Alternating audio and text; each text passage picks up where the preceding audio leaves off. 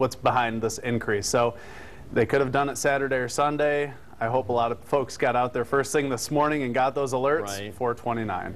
$4.29 a gallon. This is all because Exxon says they had some kind of problem at a refinery near Chicago. Essentially, that's it. What was the problem? Exactly. Well, you know, they're very, very tight-lipped on what exactly happened.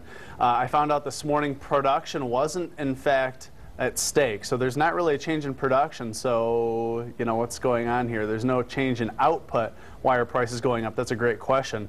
Traders just getting really concerned ahead of the start to the summer driving season that perhaps there might not be a whole lot of supply to meet demand. Well, I can't imagine that demand is going to be very high when it's at $4.29 a gallon. You would think that demand would fall, but you know what? Here's the latest Department of Energy report. We're using about 9.1 million barrels of gasoline per day. Refineries refining just 8.8 million barrels per day. So there's a deficit, and for the last 9 or 10 weeks, that has continued to play out. That demand is higher than supply, and so we continue to see prices rise. Is that intentional?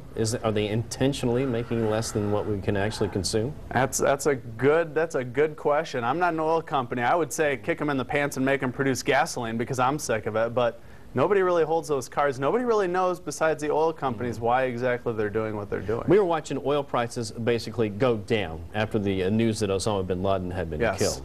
And a lot of people had said that that may actually affect the price of gas here. And there's some other people around the world that are basically saying that this may actually be good for the U.S. economy. And yet we watched gas prices get hiked today. The day that we learned that Osama bin Laden has been taken out and we don't have that threat across the world anymore. It's terrible. And you know, this morning, gasoline futures were down 5 cents a gallon. Just before I got here, they had shifted to the upside. Now they're up. So that initial response behind Osama bin Laden's death has kind of fallen to the wayside, and people now are very concerned, of course. What's going to happen? Are we going to get attacked? Is something else going to happen? Is there going to be some kind of retaliation? Exactly. Yeah, it doesn't take long for oil speculators or the gas companies to kind of forget and keep moving on, basically. That's right. And so, you know, wholesale prices continue to march higher.